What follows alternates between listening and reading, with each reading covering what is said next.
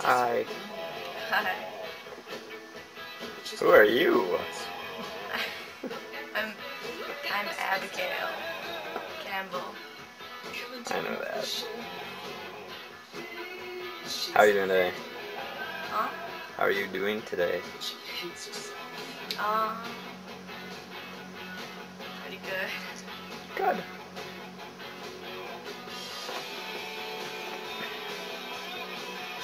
I don't really have any prepared questions for you.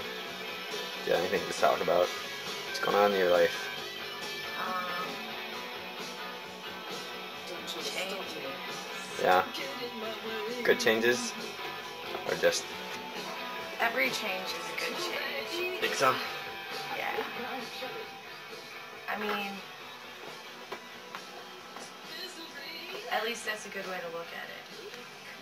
Yeah, I agree.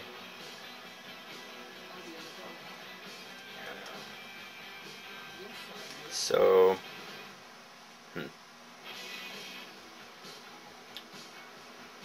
I don't really know what to ask. Sorry.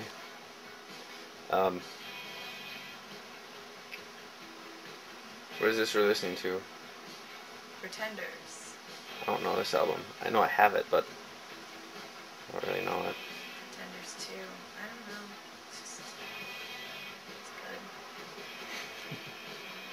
good. Okay. So, alright, there's some recent drama in the house. You're familiar with this, right? There's always drama in a co-op. It just comes with it. I know. Doesn't have to be, though. That's like saying there doesn't have to be drama in a family. Yeah. I mean... It's technically true. But practically, yeah, you might be right. It might not be possible to... Oh, I like this song. Bad boys get spanked. Yeah. Your throat hurts? Why ever would that be?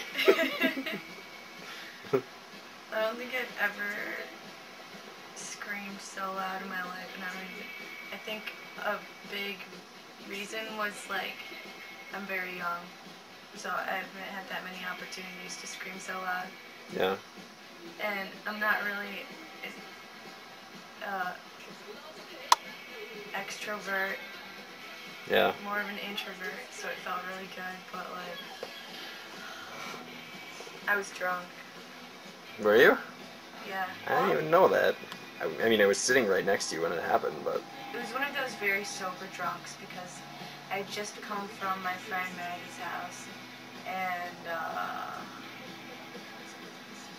we talked about some shit that was like very deep. So I was just like under the influence of alcohol, but not really drunk. But under normal circumstances, I would have been drunk. Under normal circumstances, you would have been drunk. That's good. I guess, like, if you looked at the chemistry of my brain, I was drunk, but... You've been drunker. Yeah, and, like, you can control your mind, or I can control my mind sometimes, you know? I think drunkenness is an excuse for a lot of people, a lot of times. Like, I mean, I'm not... What I'm saying is, people are still responsible for their actions even when they're drunk. Right. Which is, I mean, I realized this because I've been sober and been so drunk. Like, under no influence of any drugs, but so fucked up. And no one would ever even question if you are responsible for your actions then. I mean, there's the subject of, like, insanity or whatever, but, like, still. Yeah. I don't know, even like if you are drunk, you're the one that put yourself there, so. But Yeah, I think people do that a fair amount. Put themselves in that position just because they need to. so let's I don't know. I like talking to you. Okay, so cool. I like talking to you too.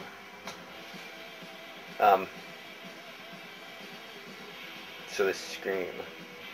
I don't have to talk about why, but I want to talk about the actual. Because I was standing right next to you, and it was the loudest scream I've ever heard in my life. You just sat there. You were just like. Well, part of the reason I just sat there was because I felt like you. I mean, in a certain sense, were kind of echoing my own feelings on the matter. Like, I was like, yeah, I know. Yeah, I was just getting it out. Just like... Well, and I said afterwards, like it was crazy. Like the wind was all blowing, and you were like, "I'm burning my books," and it was all like right. The whole like scene was all like crazy and chaotic, and I was like, ah. We had Missoula Oblongata and what's her name? The Eagle Ager were hanging out outside, drinking whiskey, and yeah, the wind was whipping off the lake. It had been, well, the whole thing was just fucked up because it had been like crazy hot, like muggy for 4 days before that, and then just, I don't know, massive gusts of wind came up and were just whipping off the lake, and we started we started that fire, and it was like a raging inferno. It was great.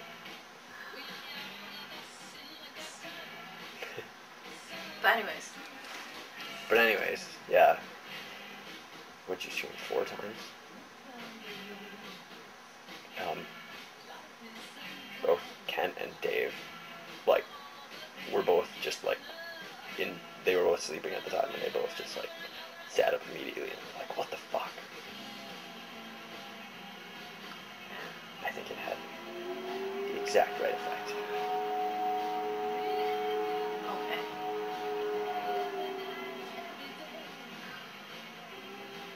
Why do you want to talk about this? I don't know. I think it's interesting. I thought it was fascinating that the note was up the next day. Like the whole... I really didn't think anyone would care. I guess, in hindsight it matters, but I don't know. I guess the only times I've really screamed at the top of my lungs in this house were at an open mic when, like... It was appropriate. Or... anything's appropriate at an open mic. I know. But why is it only appropriate then? Right, I was just about to say, like, for me, anything's appropriate if you're feeling it then. That's kind of what I think. So, that's how that's just... I'm sick of being appropriate, Like, I've never been an appropriate person. Yeah. Like, I've always kind of, like, been passive, like, been able to just go with the flow, because I'm not, like, a drama-causing person, but, like, I'm honest, Yeah. And that way I get that's, like, how I can change, like, if I just let things go when they happen. And I've gotten myself into the most, like, discomfort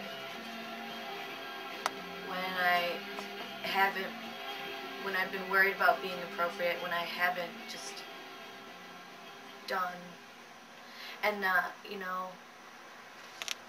maybe, that's how we learn responsibility, is like learning how we would react to situations, and part of knowing how we will react in a situation is actually reacting as ourselves.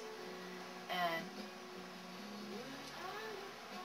then we don't have to put ourselves in those situations anymore. If we know how we're going to react to them and how that fits with everything else. Yeah.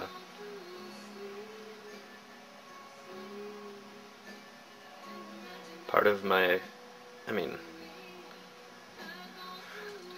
part of my agreement with the whole thing was that I thought it did, I mean, it was perfectly appropriate. I thought it did fit with everything else.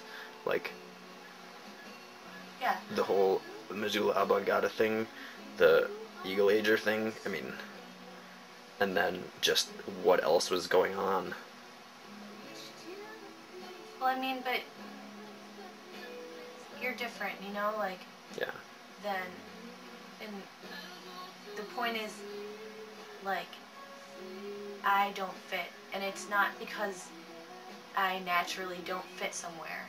It's because this is an establishment, Right. and establishments have sets of, you know, Rules. yeah, Written and unwritten. yeah, and that's dangerous for me. And yeah, I think that's why I don't fit in, because I don't really.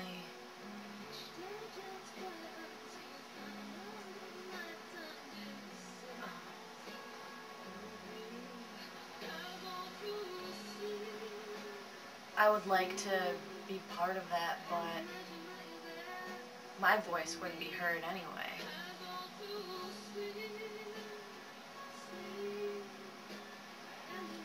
I think you underestimate your fit with most of the house. I, you know, I know people in the house who are your friends, or good friends of yours, and I've talked to other people who are like, why don't people want her to live here? It just doesn't make sense. I mean, it's a. Yeah, it doesn't make sense. But that's part of this institution, though, is that it's. Doesn't have to. Each person's prerogative matters. It's so trippy. Including who stays and who goes. I know. But it's a. You know, I mean. There can be some bad trips. That's a good. Like. There can be some really good trips. Life lesson. Sounds cheesy as fuck, but. What? I just mean it's a good life lesson. What is a good life lesson? Being in a like 20-person institution Yeah. where one or two people essentially keep you from becoming a part of it when you've already basically proven your Yeah, I mean, it's like the fucking worth, world. It's desire, like, everything. It's like the wealth of the world is owned, you know, well, but you know, like, we as humans have like established like capital, and who has control over that is a minute percentage of people. And like,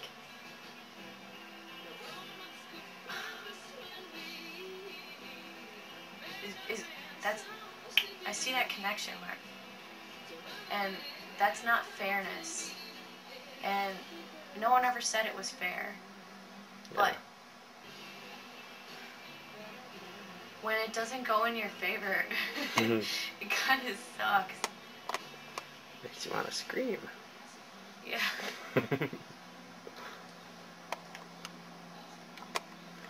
Alright. Thank you. too.